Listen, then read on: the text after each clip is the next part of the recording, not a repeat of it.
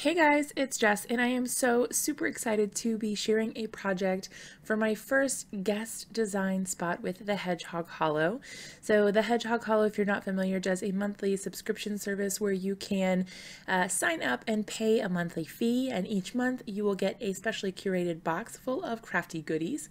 Each box features a different brand, and this month the brand that is featured is Art Impressions. So all the goodies inside, well, most of the goodies inside are from Art Impressions, which is really super cool.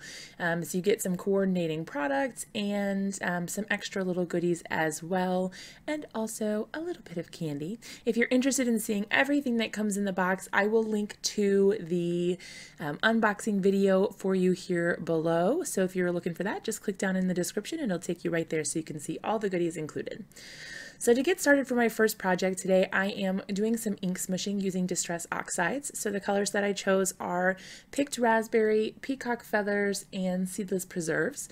These are some of my go-to colors with Distress inks and Distress Oxides, so I really like those. So I just smushed some color down onto my mat, wet it with water. I used the Distress sprayer from Ranger, and then I just used a clear piece of plastic, you can use anything, even packaging for that, to layer on the color. Next, I took all of the little flower dies from the kit and I layered them on my cardstock, ran them through my die cut machine, and then repeated this 2 more times to get sort of an overlay die cut effect. So like what you would get if you had a cover die. I think it looks really cool, and it's the perfect layout for a shaker card, which is always awesome. I like to be able to get more out of my small dies, and this is a great way to be able to do that. So there you can see what it looks like with the white paper behind it.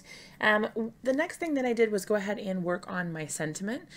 So I kind of skipped ahead because it took me a little while to get this done, but what I've done is use some gray cardstock. I masked off sections of the sentiment because I didn't want it stacked on top of like one another like it is. I wanted it long and skinny so that it would stretch across my card. So I'm using some purple tape, masking off the sections that I don't want to have in the watermark ink or embossing ink on, and then removing that before I take it to my cardstock so that only certain parts of the stamp actually get inked and then put the ink on my paper. This allowed me to break up the sentiment without having to cut it. I would rather not cut my stamps if I don't have to, so this is a good option for me. Then I'm using some liquid platinum embossing powder from Ranger to coat my embossing ink, and then I will go ahead and melt that with my heat tool. Now if I had this to do over again, I may have chosen a different color for the background, like instead of the gray with the liquid platinum, because in the photographs at least, it's very difficult to read what it says. In person, it actually shows up quite clearly, but for the photographs and on camera, it just doesn't show up well. It's kind of like blurry and hard to see. So I may have chosen a different color just for the fact that it's hard to get on camera. So the next thing I did was go ahead and use my mini Misty to stamp out my images. Now I did speed up my coloring quite a bit because it is a lengthy process. I'm not the fastest colorist, so it takes me a while to get the color on. And this is probably the thing that takes me the longest when I'm making my cards, but I enjoy it, so that's okay. So I'm just going to do some Copic coloring. I will turn on some music and I will see you back after the coloring is done.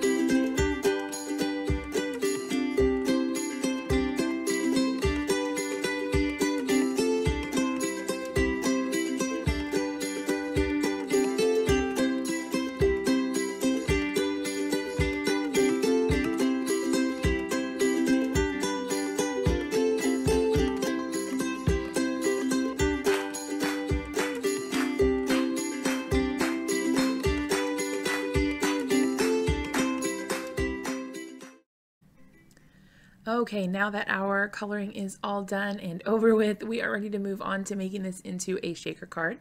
So to do that, I'm using a piece of clear plastic. You can use packaging from leftover stamp sets or ones that you've already put into stamp storage or anything you have lying around. But I'm just adhering that to the back of my die cut panel. Now I don't want to admit how long it took me to actually get to this point because I did the whole thing. Like I created my shaker card, I did all the steps, and then I realized that I forgot to put the plastic down. So all of my sequins fell out of the front through the holes. So that was a fun adventure. And then I don't know if you noticed, but the back of my background was all ripped up. That's because it's really hard to remove tape once it's already stuck. And I had to go through and do all of that. So I figured I'd save you guys the time of watching that catastrophe and I would start from doing it the correct way.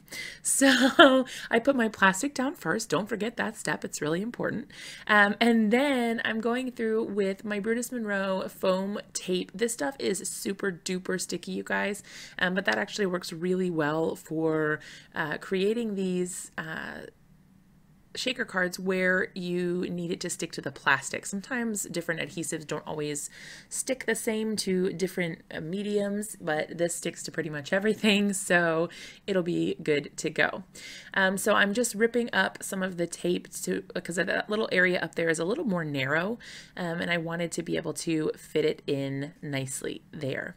So once I have my little area all sectioned off, it doesn't have to be pretty. It really doesn't matter at all. I did go ahead and treat this with the anti-static powder tool. I kind of just rubbed it around on the inside, but I did not show that on the camera. That just helps make sure that the insides, oh, just kidding, I did show that on the camera. Just make sure that the insides don't have like so much sticky surface so that the sequins hopefully don't stick to it. I find that that helps quite a bit. So I'm using a sequin mix from Neat and Tangled. It's really super cute with pinks and purples and white, which I thought went really well with our ink smooshed background. And then I'm just going to go ahead and adhere this to the top here.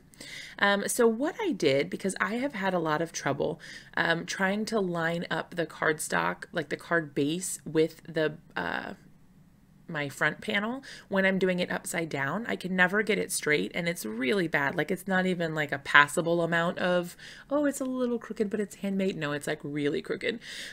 So what I decided to do was flip my card over so that the sequins were on the card base.